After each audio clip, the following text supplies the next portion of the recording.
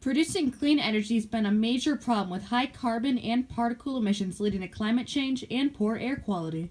I feel our best solution is nuclear energy. Nuclear power plants are one of the cleanest, cheapest, and safest sources of energy. They produce far less carbon emissions than the other non-renewable energy sources, costs less per kilowatt hour generated than many other energy sources, and even when factoring in nuclear meltdowns, have a lower mortality rate than almost every other power source.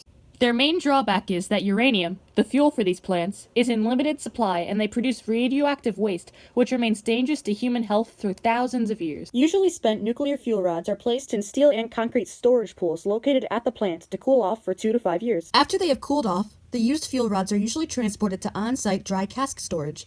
Dry cask storage is a room with thick metal reinforced walls that hold in the radiation and can resist natural disasters. This method of storing nuclear waste has remained almost unchanged since the original nuclear power plants. But spent nuclear fuel rods still contain 95% uranium, which could be reused to make nuclear power even more environmentally friendly. Therefore, my solution to stopping the climate change crisis and improving air quality is solving the problem of nuclear waste management by recycling uranium from nuclear waste. This process is called pyroprocessing, where electrical currents and chemical reactions separate the useful materials from the waste.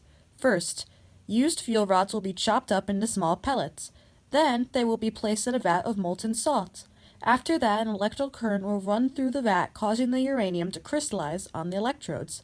Then, new rods can be formed out of this newly gathered uranium and be put back into a nuclear reactor. This solution integrates lessons from the past about safely storing radioactive material because the greatly reduced waste product from this process is stored in the same way that all used nuclear fuel rods are currently stored. Using this recycling technology, nuclear energy will be almost completely waste-free, so it can power the future, combating climate change and air pollution. Thank you for this opportunity, Jason Learning.